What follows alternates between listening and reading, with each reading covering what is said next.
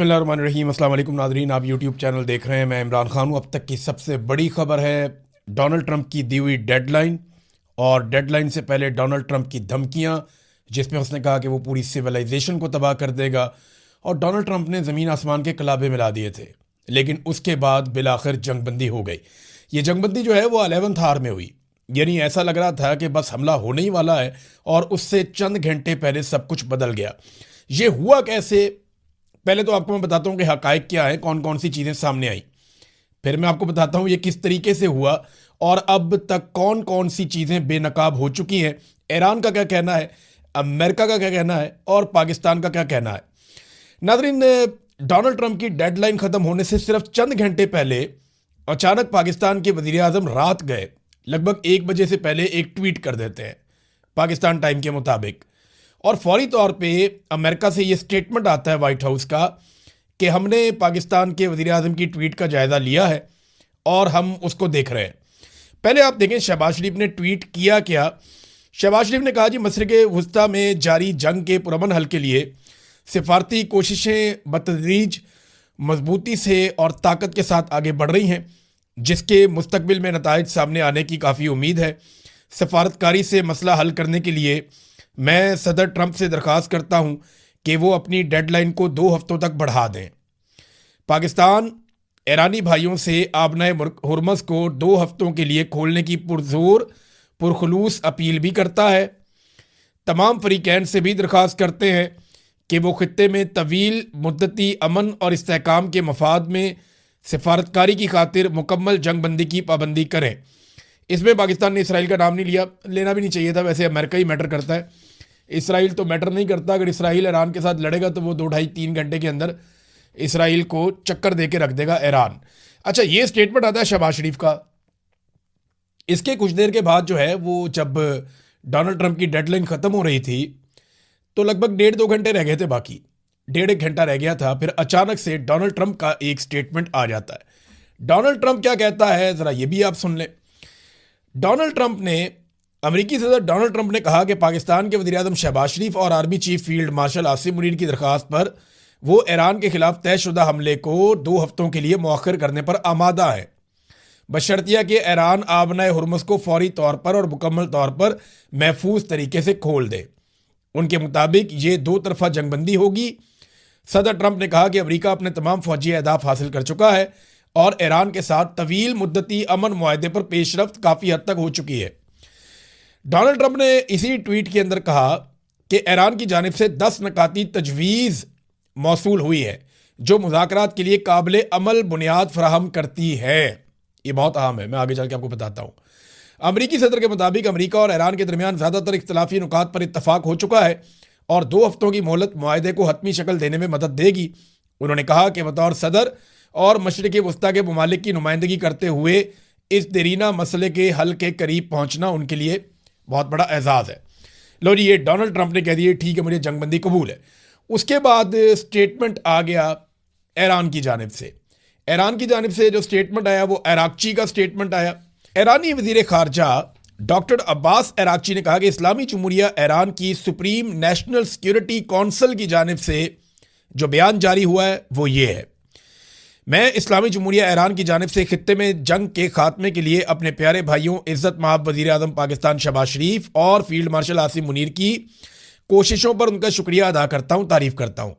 शहबाज शरीफ की अपनी ट्वीट में की गई बरादराना दरख्वास्त के जवाब में और अमरीका की जानिब से अपने 15 नुकाती मनसूबे की बुनियाद पर मुज़ाकरात की दरख्वास्त के साथ साथ सदर ट्रंप की जानिब से मुज़ाकरात की बुनियाद के तौर पर ईरान के 10 नुकाती मनसूबे के अमूमी फ्रेमवर्क को कबूल करने के ऐलान के पेश नज़र मैं ईरान की सुप्रीम नेशनल सिक्योरिटी काउंसिल की जानिब से दर्ज झेल ऐलान करता हूँ, अगर ईरान के खिलाफ हमले रोक दिए जाते हैं तो हमारी ताकतवर मुसल्लह अफवाज अपनी दिफाई कार्रवाइयाँ बंद कर देंगी। 2 हफ्ते की मुद्दत के लिए ईरान की मुसल्लह अफवाज के साथ हम आहंगी और तकनीकी हदूद को मद्देनजर रखते हुए आबनाए हुर्मुस के जरिए महफूज रास्ता मुमकिन बनाया जाएगा। ये जनाब सैयद अब्बास अराक्ची ये स्टेटमेंट आ जाता है। अच्छा, इसके अलावा कुछ स्टेटमेंट्स और भी हैं जो मैं आपके सामने रखना चाहूँगा। एक तो पहले आपको बताऊंगा कि ईरान की शराइत क्या है, लेकिन यहां पे जो एक बड़ा स्टेटमेंट है वो स्टेटमेंट है सुप्रीम नेशनल सिक्योरिटी काउंसिल का, जो ईरान की है। उन्होंने कहा जनाब के 2 हफ्ते की जंगबंदी और मुज़ाकरात पर जो उनका स्टेटमेंट है, उन्होंने कहा कि दुश्मन को मुजरिमाना जंग में नाकाबिले तरदीद, तारीखी और इबरतनाक शिकस्त का सामना करना पड़ा। ईरान ने अमेरिका को 10 निकाती मनसूबा कबूल करने पर मजबूर कर दिया। तजावीज़ में अमेरिका की जानिब से अदम जारहियत की जमानत देना शामिल है। आबनाए हुर्मत पर ईरान के कंट्रोल को जारी रखने की तजवीज़ शामिल है। बयान के मुताबिक जो यूरेनियम की अफसूदगी है उसे कबूल करने, तमाम बुनियादी और सानवी पाबंदियों को ख़त्म करना, सलामती कौंसल और बोर्ड ऑफ गवर्नर्स की तमाम करारदादों को ख़त्म करना, ईरान को मुआवजा अदा करना, खित्ते से अमरीकी जंगी फ़ौज के इनखला की तजवीज़ भी शामिल है। सुप्रीम नेशनल सिक्योरिटी काउंसिल के मुताबिक लबनान के खिलाफ तमाम इस्लामी महाजों पर जंग बंदी को रोकने की तजवीज़ भी शामिल है। ईरानी सुप्रीम नेशनल सिक्योरिटी काउंसिल ने फतह की तफसीलात सामने आने तक इत्तेहाद और यकजहती को बरकरार रखने की ज़रूरत पर जोर दिया। नाज़रीन, ये तो जो जिस किस्म के ईरान की सुप्रीम काउंसिल ने, सुप्रीम नेशनल सिक्योरिटी काउंसिल ने जो स्टेटमेंट दिया है, वो तो फतह का ऐलान कर रहे हैं और उनके जो 10 नुकात हैं वही सबसे इंपॉर्टेंट है। अब वो 10 नुकात हैं क्या? इनमें से कुछ मैंने अभी आपको पढ़ के सुनाए। ये दुनिया भर के अखबारात के अंदर छप चुके हैं अब तक, और मैंने ये कहाँ पे पढ़े? मैंने गल्फ न्यूज़ में पढ़े हैं, टाइम्स नाउ में पढ़े हैं, मिरर में पढ़े हैं। बहुत सारे जर्नलिस्ट इसे रिपोर्ट कर रहे हैं। रज़ी ताहिर साहब ने बहुत अच्छा रिपोर्ट किया है ये ईरान से जुड़े हुए मामलात को, जंग के दिनों में भी। तो उन्होंने जो रिपोर्ट की है वो बताते हैं, एक तो दोबारा हमला ना करने का वादा लिया उन्होंने। नंबर 2, आबनाए हुर्मत पर ईरान का कंट्रोल बरकरार रहेगा।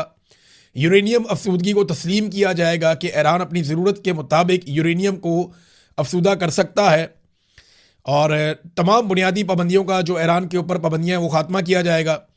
तमाम सानवी पाबंदियों का भी खात्मा किया जाएगा। अक़वाम मुत्तहिदा की सलामती कौंसिल की तमाम करारदादों का खात्मा किया जाएगा जो ईरान के ख़िलाफ़ थी। बोर्ड ऑफ गवर्नर्स की तमाम करारदादों का खात्मा, ईरान को मुआवजे की अदायगी की जाएगी। खित्ते से अमरीकी जंगी अफवाज का इनखला होगा। तमाम महाजों पर जंग का खात्मा बशमूल लबनान में फौरी जंग बंदी, और जो आबनाए हुर्मत है उसके हवाले से वो ईरान का कंट्रोल रहेगा। ईरान उसका मैकेनिज्म बनाएगा और उससे जो ईरान पैसा हासिल करेगा वो पैसा खर्च किया जाएगा या इस्तेमाल किया जाएगा रिकंस्ट्रक्शन के ऊपर। जो तबाही हुई है उसको ठीक करने के ऊपर इस्तेमाल किया जाएगा, और इसके अलावा वो मांगते हैं कि जो नुकसान किया उसकी भरपाई भी की जाए। ये है जनाब ईरान के मुतालबात। अब इसे अमरीकी मीडिया जो है वो ये कह रहा है कि ये बड़े तज़हीक आमेज़ मुतालबात है, ज़िल्लत आमेज़। यानी डोनाल्ड ट्रंप के सामने वही मुतालबात जो ईरान ने पहले रखे हुए थे, डोनाल्ड ट्रंप उन्हें मानने पर मजबूर क्यों हो गया? ये है जनाब सबसे बड़ा सवाल। तो डोनाल्ड ट्रंप के साथ हुआ क्या? लेकिन पहले ये शहबाज शरीफ साहब के पास जब ट्वीट आया तो उन्होंने ट्वीट कर दिया, तो ये कहानी क्या है? अब ज़रा मैं आपको एक कहानी की तरह बताता हूँ। डोनाल्ड ट्रंप ने 10 दिन की डेडलाइन दी और इन 10 दिनों में पूरी कोशिश की कि अरब ममालिक पाकिस्तान को लेकर इस लड़ाई में उतर जाएं, लेकिन वो मुमकिन नहीं हो पाया। पाकिस्तान इस लड़ाई में उतरना चाहता था, लेकिन पाकिस्तान की आवाम ने शिया सुन्नी फिरका वारियत को पसे पुश्त डालते हुए इस बात को नामुमकिन बना दिया, और पाकिस्तान में एक मिसाली भाईचारा देखने में आया। हत्ता कि कोशिश की गई कुछ ऐसे कलदम तंजीमों के बंदों को उतार कर के हालात ख़राब हो जाएं, लेकिन पाकिस्तानियों ने रिस्ट्रेंट का मुजाहरा किया, समझदारी का मुजाहरा किया और फिरका वारियत से गुरेज किया, जो पाकिस्तानियों की एक बहुत बड़ी कामयाबी है। और पाकिस्तानियों ने कैटेगोरिकली कह दिया, यानी फील्ड मार्शल ने तो बुला के मौलवियों को ये तक कह दिया था कि जिसको ईरान में जाना है या पसंद है उधर ही चला जाए। ये मामला ख़राब हो रहा था, लेकिन पाकिस्तानी जो है वो कंसिस्टेंटली अपने मौक़िफ़ के साथ खड़े रहे। ये जो सुलह वाला दिन है, यानी ये पूरा दिन कैसा गुजरा मंगल का, ये मैं आपको थोड़ा सा इसके बारे में आगाह कर देता हूं। हुआ ये मंगल के दिन में कि अचानक से कुछ ऑर्डर्स आते हैं पाकिस्तान के मीडिया को। ये 4 किस्म के ऑर्डर्स हैं जो पाकिस्तान के सोशल मीडिया में हम लोगों को दिए गए और पाकिस्तान के रेगुलर मीडिया को दिए गए। और ईरानी सहाफ़ियों के बारे में ये कहा गया कि अब ईरानी सहाफ़ियों को आप टीवी चैनल्स पे लेने से गुरेज करें। इसका शिकवा कुछ ईरानी सहाफ़ियों ने भी किया। उन्होंने बताया कि पाकिस्तानी टीवी चैनल्स के ऊपर हमारे इंटरव्यूज़ थे, हमें जाना था, लेकिन अचानक हमें कैंसिल कर दिया गया। यानी एक तो एस्टेब्लिशमेंट का ऑर्डर आया कि आपने ईरानी सहाफ़ियों को नहीं लेना। दूसरा एक ये ऑर्डर आया कि आप अब ईरान की मजम्मत करें कि जो उसने सऊदी अरब के ऊपर वापस अटैक किया है। तो उसकी मजम्मत के लिए भी अहकामात आ गए। तो कुछ ऐसी चीज़ें पाकिस्तान में एस्टेब्लिशमेंट कर रही थी जिससे तासुर मिल रहा था कि पाकिस्तान अब पूरी साइड लेने वाला है और जैसे ही अमेरिका अटैक करेगा पाकिस्तान पैंतरा बदल जाएगा, ऐसा लग रहा था। क्योंकि पाकिस्तान की एस्टेब्लिशमेंट पाकिस्तान के मीडिया को इससे मिलते जुलते कुछ अहकामात जारी कर रही थी। लेकिन अचानक से डोनाल्ड ट्रंप ने सारा गेम पलट दिया और एक मैसेज आता है शहबाज शरीफ के पास। और मैसेज क्या आता है? शहबाज शरीफ का जो पैगाम मैंने आपको पढ़ के सुनाया, यह पैगाम इस तरीके से नहीं था। इस पैगाम के शुरू में एक और चीज भी है और ये लाइन जब आप पढ़ेंगे तो आप बड़ा एंजॉय करेंगे। पहली लाइन जो शहबाज शरीफ साहब ने अपने ट्वीट में लिखी, जो 1 बजे के करीब रात को उन्होंने की, उसमें था draft Pakistan prime minister message on x. समझ रहे हैं आप? देखिए, अब मैं आपको एक बारीक चीज समझाता हूं। ये दुनिया भर के तज्जियाकार इस पे बात कर रहे हैं कि ये मैसेज शहबाज शरीफ ने खुद नहीं लिखा और ये भी वो क्लेम कर रहे हैं कि ये मैसेज पाकिस्तान के अंदर से किसी सरकारी महकमे ने भी नहीं लिखा। मैं अच्छी तरह जानता हूं जो सरकारी लैंग्वेज है, मैं जर्नलिस्ट हूं, सारी जिंदगी हमने ये फाइलें पढ़ी हैं, सारी जिंदगी हमने ये डॉक्यूमेंट देखे हैं। तो पाकिस्तान के अंदर से अगर कोई लिखता तो सिर्फ प्राइम मिनिस्टर लिखता, पाकिस्तान प्राइम मिनिस्टर नहीं लिखता, सिर्फ प्राइम मिनिस्टर लिखता। अगर आसिम मुनीर साहब ने लिखा होता या एस्टेब्लिशमेंट ने लिखा होता तो सिर्फ प्राइम मिनिस्टर लिखते, किसी ब्यूरोक्रेट ने लिखा होता तो सिर्फ प्राइम मिनिस्टर लिखते। लेकिन ये किसी और मुल्क ने क्योंकि लिखा है और जुबान भी वही है जिस किस्म की जुबान डोनाल्ड ट्रंप इस्तेमाल करते हैं या अमेरिकन इस्तेमाल करते हैं। तो ये मैसेज लिखा हुआ पहले पाकिस्तान की मिलिट्री एस्टेब्लिशमेंट के पास आया और शहबाज शरीफ साहब ने एक्साइटमेंट में और उजलत में, इतनी खुशी थी कि अमेरिका से मैसेज आ गया है, कि इन्होंने फौरी तौर पे उसको ट्वीट कर दिया, ये सोचे बगैर कि इसकी पहली लाइन को मिटाना था। यानी पहली लाइन में ये लिखा हुआ था कि ये पैगाम शहबाज शरीफ साहब अपने ट्विटर से पोस्ट करेंगे, ये लिखा हुआ था।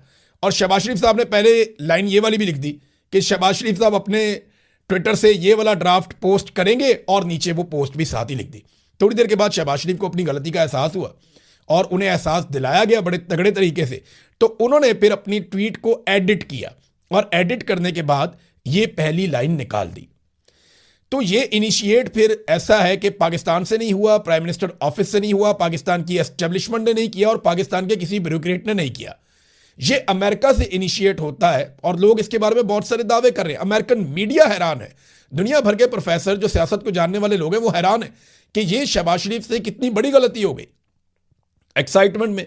वैसे भी डोनाल्ड ट्रंप कहता है कि मुझे नालायक बहुत पसंद है, मैं नालायकों में रहना पसंद करता हूं। तो फिर शहबाज शरीफ साहब ने साबित की कि मेरे तो बड़ा भी नालायक कोई नहीं है। यानी वो जो, देखिए, पाकिस्तान को इसका फायदा है। मैं पहले दिन से कह रहा हूं कि पाकिस्तान को अमन के लिए रोल प्ले करना चाहिए, पाकिस्तान को जानिबदारी से गुरेज करना चाहिए, पाकिस्तान को इस लड़ाई में उतरने से गुरेज करना चाहिए। चाहे कोई भी आपके ऊपर दबाव डाले, चाहे अमेरिका डाले, चाहे सऊदी अरब डाले, कोई भी दबाव डाले, इसराइल के साथ मिलकर ईरान के खिलाफ लड़ाई नहीं लड़नी चाहिए। मैं पहले दिन से ये कह रहा हूं कि पाकिस्तान का एक ही काम करना बनता है कि वो अमन के लिए कोशिश जारी रखे और पाकिस्तान ने यह किया भी।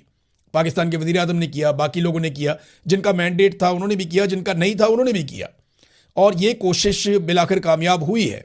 लेकिन शहबाज शरीफ साहब को ये बना बनाया जो मिला खेल, वो शहबाज शरीफ साहब से गलती हो गई और एक शानदार मौका जो शहबाज शरीफ को मिल रहा था उन्होंने ज़ाया कर दिया और पूरी दुनिया को बता दिया कि मुझे तो बतौर एक कठपुतली के इस्तेमाल किया गया है, मेरी इस सारी लड़ाई में इतनी औकात थी। बहरहाल जंगबंदी होगी, ये बड़ी अच्छी बात है और मैं उम्मीद करता हूं कि ये जंगबंदी कायम रहेगी क्योंकि ये पूरे खित्ते में, खासतौर पे पाकिस्तान और ईरान के लिए, उनके मफाद में बहुत इंपॉर्टेंट है। अब इसराइल अगर कोई शरारत नहीं करता अगले 2 हफ्तों में तो ये चीज़ें आगे बढ़ सकती हैं। अच्छा, डोनाल्ड ट्रंप के साथ क्या हुआ जो डोनाल्ड ट्रंप को फौरी तौर पे जंगबंदी की तरफ आना पड़ा? डोनाल्ड ट्रंप के खिलाफ काफ़ी एक्टिविटीज़ शुरू हो गई और ये एक्टिविटीज़ डोनाल्ड ट्रंप के खिलाफ अमेरिका में हो रही थी। पहली मरतबा ऐसा हुआ कि ये जो सिविलाइजेशन पूरी तबाह करने का बयान है, उसके बाद डोनाल्ड ट्रंप की अपनी पार्टी के लोग डोनाल्ड ट्रंप के खिलाफ होने लगे और उनके स्टेटमेंट्स भी आना शुरू हो गए। कांग्रेस के रुकन जॉन बी लॉरेंसन ने 119वीं कांग्रेस में करारदाद 1155 पेश की जिसमें सदर डोनाल्ड जे ट्रंप को संगीन जंगी जराइम और बदउनवानियों के लिए मुआखजा करने की सिफारिश की गई। अब इस मरतबा क्योंकि कुछ लोग खिलाफ हो गए, डोनाल्ड ट्रंप के अपने भी, मुआखजे की भी एक तलवार लटक रही थी, कामयाब हो या ना हो अमेरिकी सदर के लिए बहुत बड़ी बात होती है कि उसके खिलाफ मुआवजे वाला मामला चल पड़ा है। दूसरा, डोनाल्ड ट्रंप एक भी इत्तेहादी अपने साथ मिलवाने में कामयाब नहीं हो सका। और फिर अक़वाम मुत्तहिदा के अंदर बाकायदा यह करारदाद लाई गई कि आबना हुर्मुज़ को बज़ोर ताकत खोल दिया जाए और पूरी उसके लिए कोशिश की गई, लेकिन रूस ने और चीन ने उसको वीटो कर दिया। बाकी दो ममालिक वहां से एब्सेंट रहे, पाकिस्तान भी वहां पे नहीं गया, लिहाजा वहां पे भी नाकामी हो गई अमेरिका को और उसके इत्तेहादियों को। तो आबना हुर्मुज़ को ताकत के बलबूते पे खुलवाने के सारे इम्कानात जब खत्म हो गए, तो डोनाल्ड ट्रंप को जंग से बचने के लिए और अपने आप को बचाने के लिए अब जंगबंदी चाहिए थी।